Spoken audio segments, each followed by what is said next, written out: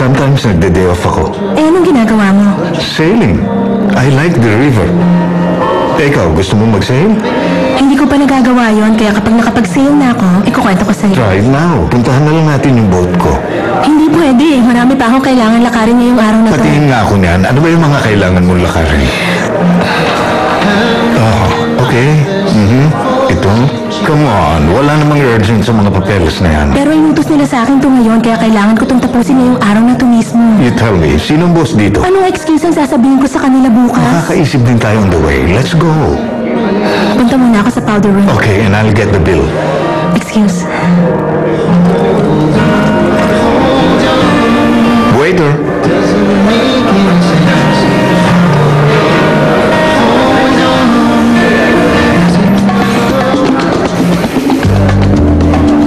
After this, hindi mo nasasabihin pahamak ako. Promise. Anong ginagawa mo rito? Wala lang. Just saving your dad. What's this? Check para sa railroad land bid. Nahulog yan kaya hindi mo napirmahan. Oh no. Yes. Mabuti na lang. Muntik na tayong mapahamak. Okay, here. Ibalik mo na.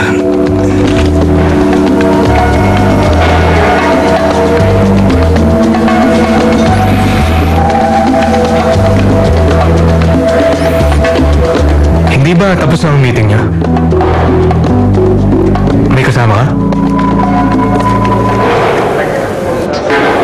I'm with Otto Siegel, the company's proxy. Dinidiscuss lang namin ang details. Come on, you should go. Baka mawala pa sa atin ang project na yan just because of this. Yeah, you're right.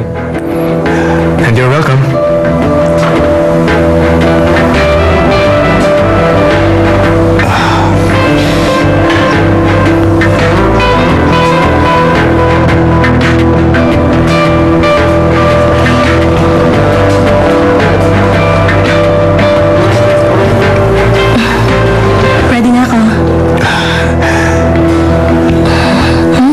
Any problem, miss? Hindi ako sanay na tratuhin ng ganito. At sa totoo lang, isa na to sa pinakamasayang araw ko. Akin na lang to ha, para may souvenir lang. Sure, okay. Take as much as you want. Ano, shall we go? Sige, tara na.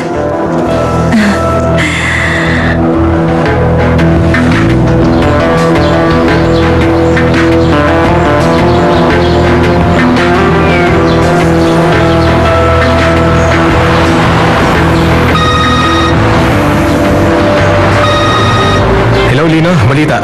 Makinig ka. Alam mo bang nandito sa bahay si Martina? Nandyan siya? What happened? Ewan ko, pero kung ako sa'yo, dadaan ako dito sa bahay. Mukhang hindi siya okay. Teka, anong ibig mo sabihin? Is she okay? Oo naman. Huwag ka masyadong mag-alala. Sa palagay ko, okay lang naman siya. Kaso nandun siya sa kwarto mo. Kaso tanghaling tapat at walang ibang tao rito. Hindi ba parang kakaiba to? Pupunta na ako dyan. Bye.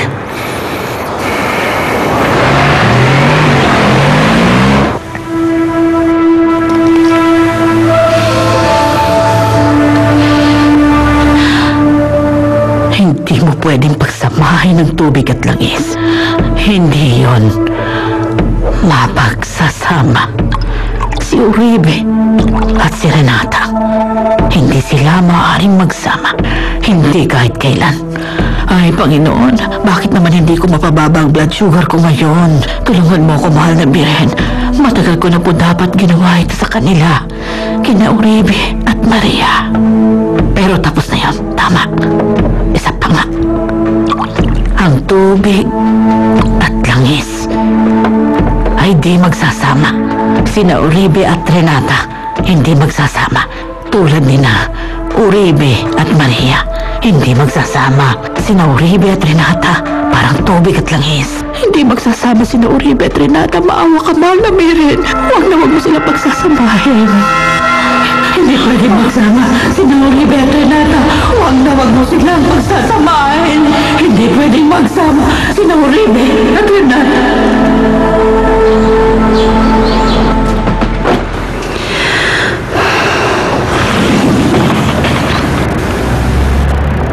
Hi.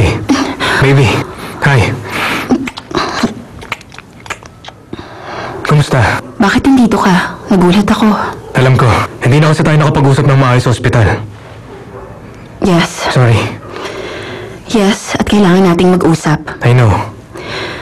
This isn't working. You know that.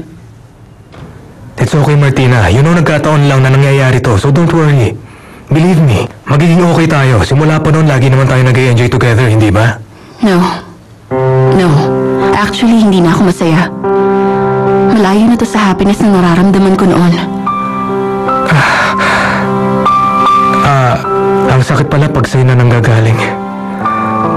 Pero kung may magagawa lang ako ngayon para mabago yung That's the nararamdaman problem. Wala kang magagawa, Lautaro. Sa totoo lang, wala na talaga. At pag wala na, it's over. Ano bang problema? It's over. Lautaro.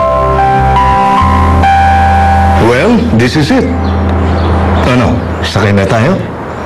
Talaga bang sigurado ka rito? Of course. Kung hindi kita i-invite dito. May iniisip ko ba ngayon? Wala. Hindi ko lang alam kung okay na magkasama tayo dito sa sailboat mo na tayo lang. Hindi ka ba komportable sa akin? Kabaligtaran nga eh. Komportable ako sa'yo. Pero wala naman tayong ginagawang masama. Hindi ba? Ewan ko ba? Solo quiero darte calma tú. En mi mente vives tú. Puedes encontrar la luz que ilumina el mundo. Tú.